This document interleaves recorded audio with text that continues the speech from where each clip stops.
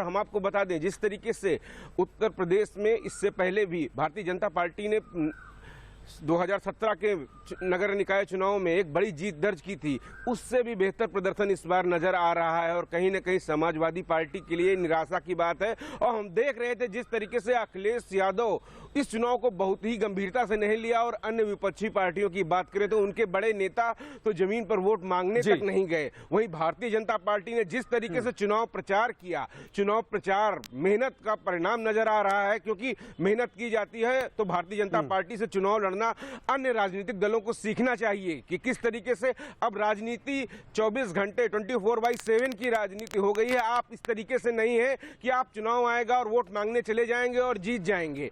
आपको लगातार जनता के बीच में रहना है, काम करना है, अपनी बातें बतानी है। और संतोष, इसके साथ मैं और एक बात बताना चाहूंगा कि जिस तरीके से उत्तर प्रदेश या पूरे देश की पहचान शहर होते हैं और शहरों का जो विकास होता है, शहरों की सरकार का ये चुनाव है, तो तमाम सारे लोग रोजी रोटी की तलाश में शहर आते हैं, शहर में बसते हैं और शहर में तमाम तौर पे एक सबसे बड़ा मुद्दा होता है लॉ एंड ऑर्डर, कानून व्यवस्था का। तमाम नगरीय निकाय के मुद्दों को अगर जोड़ें, इसके साथ ही एक बड़ा मुद्दा, अहम मुद्दा कानून व्यवस्था जरूर रहा है। मुख्यमंत्री योगी आदित्यनाथ का बाबा का बुलडोजर भी इसमें मुद्दा रहा है और वही नजर आ रहा है, हम देख रहे हैं रुझानों में। जी संतोष, बिल्कुल। क्या आपको लगता है जिस तरीके से अपराध पर अंकुश लगाया गया है, अर्थव्यवस्था को बढ़ाया गया है, अपराध और अर्थव्यवस्था का जो ये तालमेल था, एक पर अंकुश एक को बढ़ावा, ये भी इसका भी असर रहा है मतदाताओं में? और एक विकास, मैं आपको रोकना चाहूंगा, एक बड़ी ब्रेकिंग न्यूज आ रही है मथुरा वृंदावन से। नगर निगम वार्ड के 3 नतीजे हैं, तीनों पर बीजेपी जीती है। एक बड़ी ब्रेकिंग न्यूज है। लगातार उत्तर प्रदेश निकाय चुनाव को लेकर ब्रेकिंग न्यूज आ रही है। जैसे जैसे समय बीतता जा रहा है वैसे वैसे जो रुझान है उनकी संख्या बढ़ती जा रही है। मथुरा वृंदावन से नगर निगम वार्ड के 3 नतीजे हैं और तीनों पर भाजपा ने अपनी जीत का परचम फहराया है। तो लगातार अलग अलग शहरों से जिस तरीके से खबरें आ रही हैं, जिस तरीके से रुझान आ रहे हैं, जिस तरीके से नतीजे आ रहे हैं, उससे यह पता चल रहा है कि उत्तर प्रदेश में नगर निकाय चुनाव को लेकर भगवा रंग जो है वो धीरे धीरे जिस तरीके से सूरज चढ़ रहा है वैसे वैसे भगवा रंग भी बढ़ता जा रहा है, चढ़ता जा रहा है। विकास, क्या कुछ कहेंगे? जब हम अपराध और अर्थव्यवस्था की बात कर रहे थे, तो क्या आपको लगता है कि अर्थव्यवस्था के मुद्दे को लेकर भी लोगों के जो मतदाता रहे उनके मन में रहा होगा जब वो बूथ केंद्रों पर पहुंचे होंगे?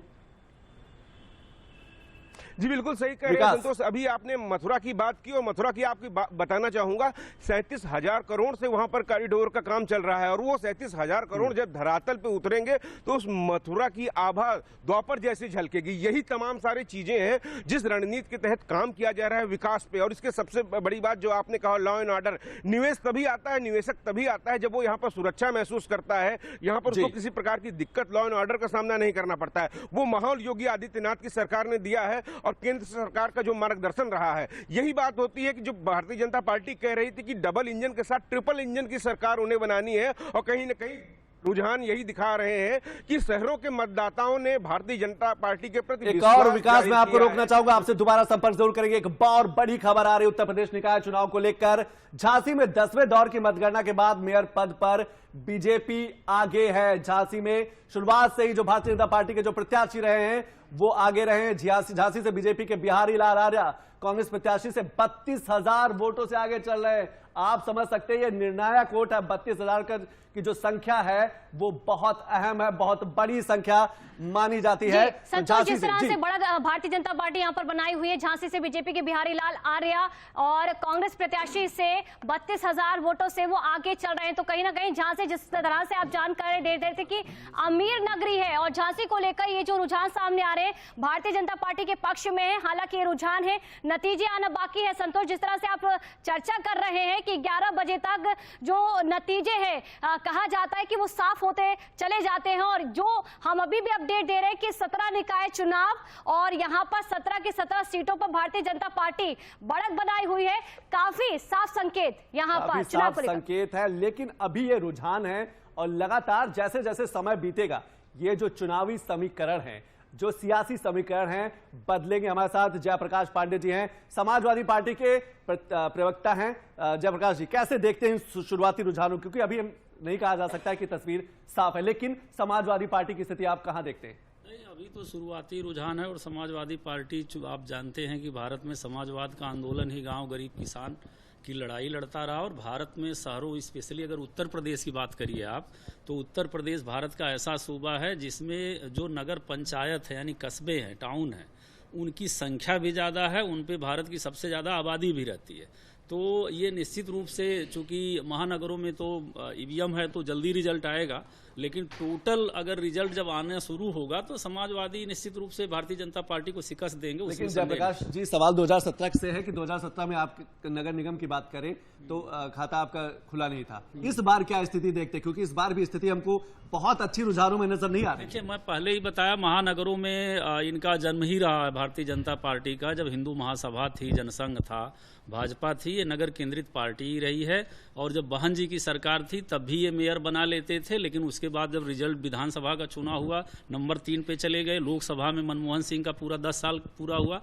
तो ये कोई बड़ा आश्चर्य नहीं, लेकिन अभी कुछ कहना बड़ा मुश्किल, चूंकि जिस तरह दिल्ली महानगर और शिमला महानगर से ये नफरत की संस्कृति वाली भाजपा का सुपड़ा साफ किया है भारत के मतलब जागरूक नगर के लोगों ने, तो हमें लगता है यहाँ भी वही होने वाला है, उसी की पुनरावृत्ति होगी और कर्नाटक से भी रुझान हुई।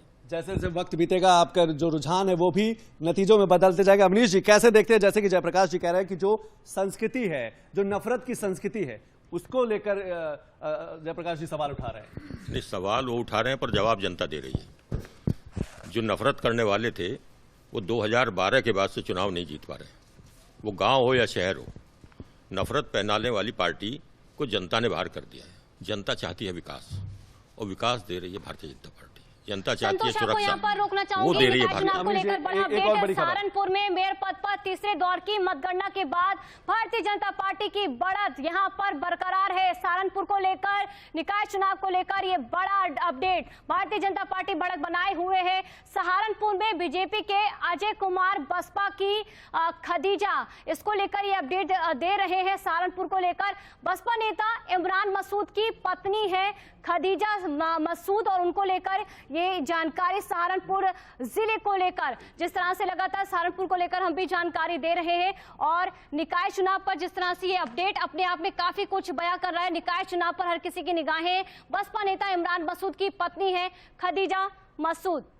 बिल्कुल, इमरान मसूद, पूजा मैं एक चीज डाटा क्लियर कर दूं, इमरान मसूद ने इनके भाई की पत्नी है जिनको बसपा ने प्रत्याशी बनाया। लेकिन जयप्रकाश जी, सवाल आपसे कि सहारनपुर समाजवादी पार्टी का गढ़ माना जाता रहा है, समाजवादी पार्टी का एक वर्चस्व हुआ करता था, और वहां पर स्थिति यह है कि समाजवादी पार्टी तीसरे नंबर की लड़ाई लड़ रही है। अब देखिए, आप अच्छी तरह जानते हैं कि जो ये जिस सोच की सरकार है भारतीय जनता पार्टी की, तो इन्होंने टीएन सेशन के पहले का दौर लौटाने के लिए अपने सजाती माफियाओं को तो जिला सौंपा ही है।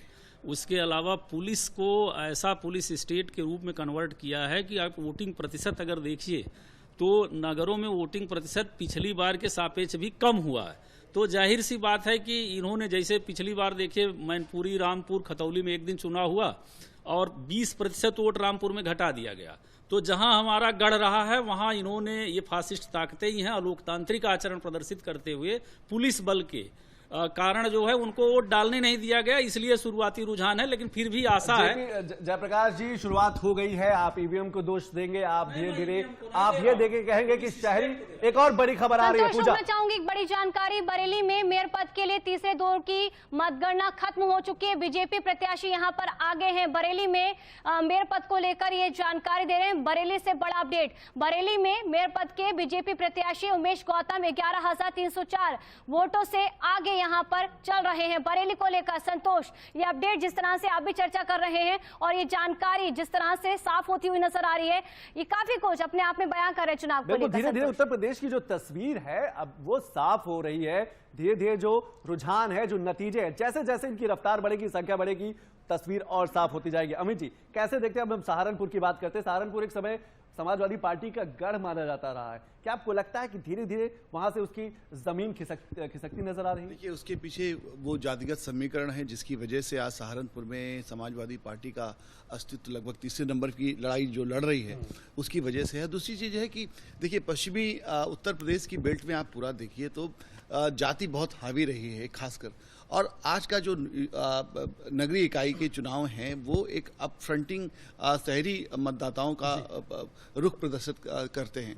तो उनका अब इस जातिगत और इस तरीके के जो गुंडा राज पिछली सरकारों में रहा है, जिस तरह का अपराध रहा है, जिस तरह की भाई भतीजावाद की राजनीति होती रही है, नेपोटिज्म होता रहा है, लूट मार चलती रही है और एक तरीके की रैंसम पॉलिटिक्स होती रही है पश्चिमी उत्तर प्रदेश में, वो उस पर लगाम लगा है। और जिसका परिणाम ये हुआ है कि पश्चिम उत्तर प्रदेश में भारतीय जनता पार्टी ने तमाम उन जातिगत किलों को भेदते हुए अपनी एक साख स्थापित की है शहरी निकाय चुनावों में, और जनता ने उन पर विश्वास जताना शुरू किया है। इसका कारण है कि उन्हें एक अच्छा गवर्नेंस मिल रहा है, उन्हें अच्छा शहरी वातावरण मिल रहा है, और जो स्मार्ट सिटी के आधार पर जो विकास शहरों का हो रहा है वो भी परिलक्षित हो रहा है।